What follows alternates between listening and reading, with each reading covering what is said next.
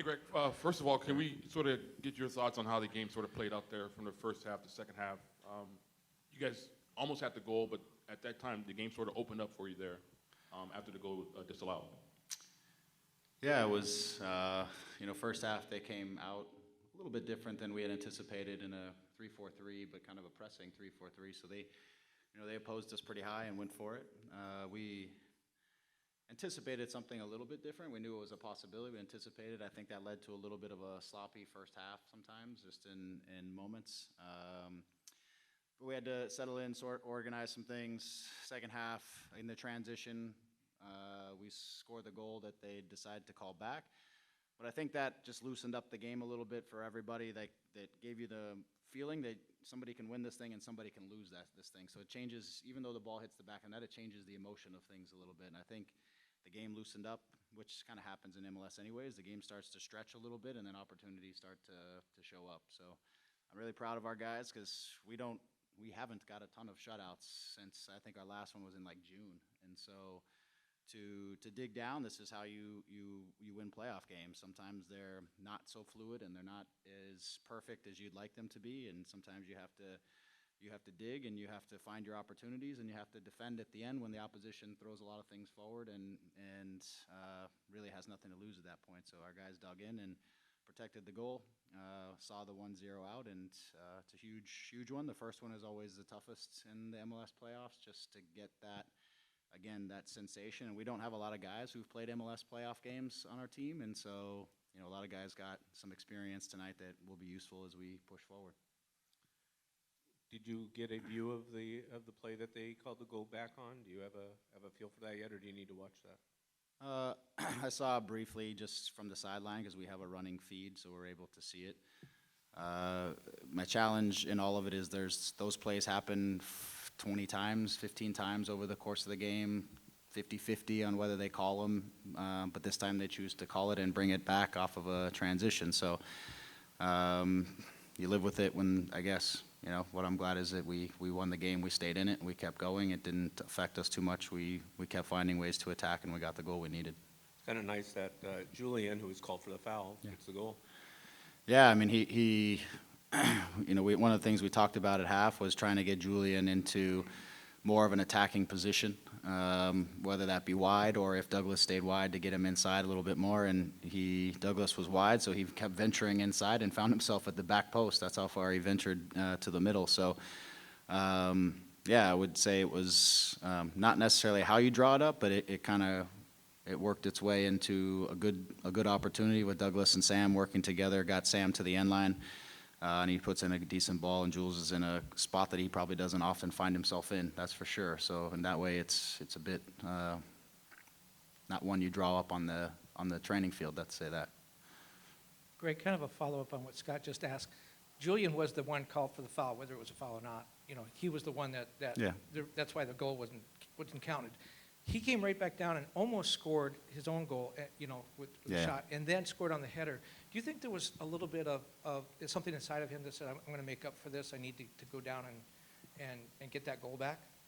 It's possible. I mean, you have to check with Jules. I think, like I said, it was a little unfortunate that the foul was called against him and brings it back. I don't think he could feel too much guilt for that situation because at the moment you don't know where that play is going to end up. But I do think just as something we were trying to organize more in the second half, and because Jules was in front of me, we just kept trying to get him into a little bit higher position, and he was able to be aggressive on those occasions. He was aggressive, and he found himself in really good positions to threaten the goal. And so I don't know if there's a psychological piece to it or not. I can't really say, but he certainly ended up in some good spots after that moment, that's for sure.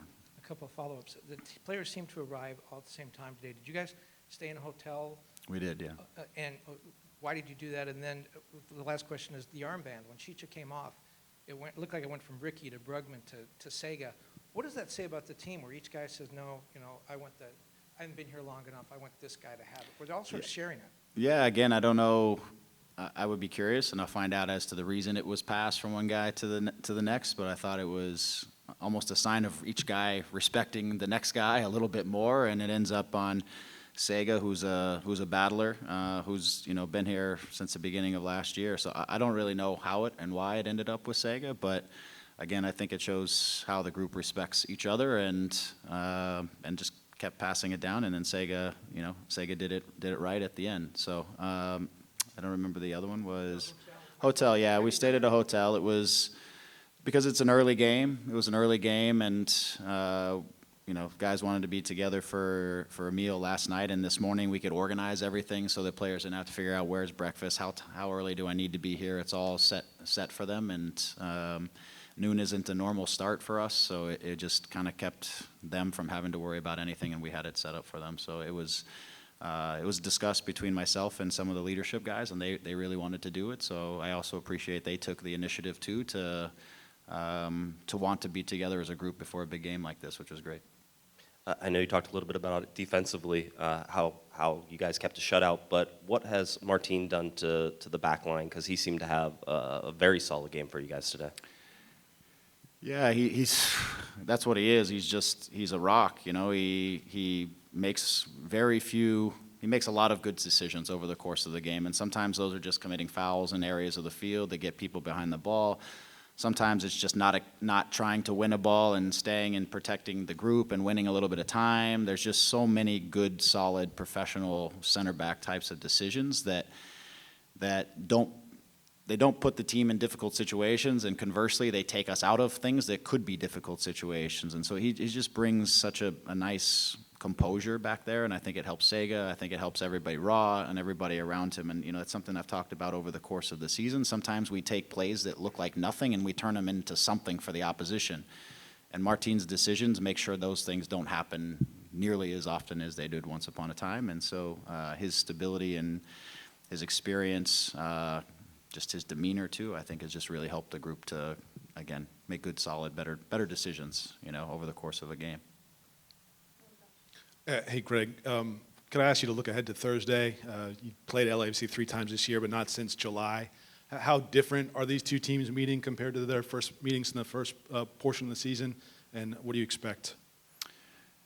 Yeah, I mean, we'll dig into it a little bit more over the next couple days, but I mean, we've each had plenty of additions to our roster, important additions to our rosters since the last time we played. History will certainly play a part, just in terms of the psyche, but I think it's going to be a super competitive one. There won't be an inch on the field that anybody's willing to give away. I think both teams have gained some experience in their team since the last time we played, and have added pieces that make each of us better. So I like the way our team is playing. I think the leg up that our group has in some of these big games, and we're going to go there and play them straight up as we feel we can beat them. Congrats on the win. Thank you. You guys, you've been in this position before with regards to a team that has rested, and it looked like Julian had a little cramp at the end, and just a few days before the game on Thursday. Can you talk us through a little bit about that conditioning and how you're going to handle the players in the next few days as they build up to this match against a team that's kind of been resting for 10 days?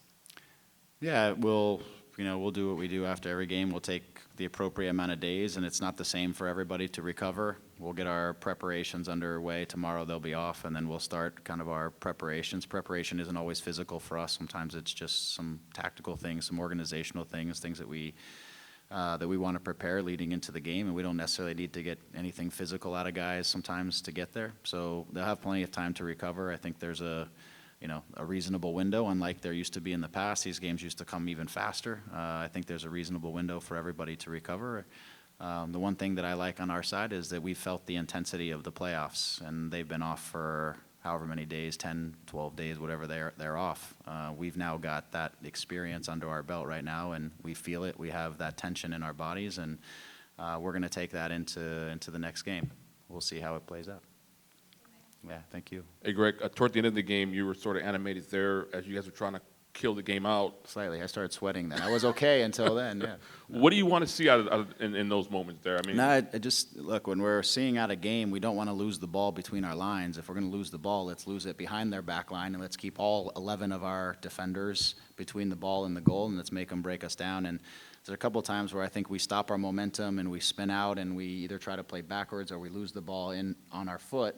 and then the game comes at us right away where we have the opportunity to maybe dump it a little bit, to use a hockey term, dump it a little bit into the zone there and keep all of your defenders behind the ball, maybe press and keep it in. It's just, there was so little time left. The last thing you want to do is create a transition where 3 or 4 of your attacking defenders are left out of the game, and now they're coming at us. And so there was 2 or 3 moments where I felt like we exposed ourselves a little bit more than we needed to, and we just need to be more mindful of that. Now we'll go with 2 questions on Zoom. The first one with Tom Bogert. Tom, if you hear us, go ahead. Yep. Thank you. Thanks, Greg, for taking the time. Is this the best soccer that this group is playing all season right now? Do you have it for me? Hold on, Tom, we can't hear you. Go ahead. You can hear me now? Yes. Okay. Greg, thanks for taking the time. Is this the best soccer that this team is playing all season right now?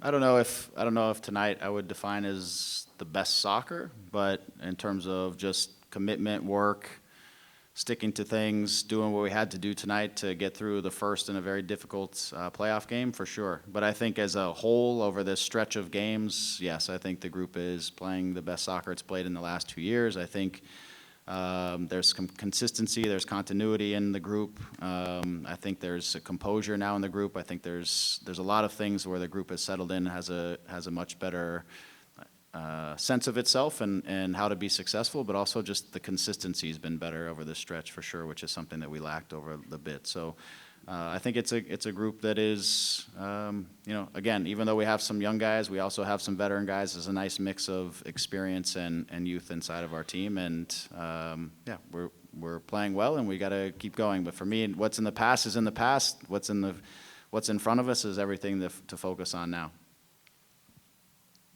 And then we have one final one from Dylan Butler. Dylan, go ahead.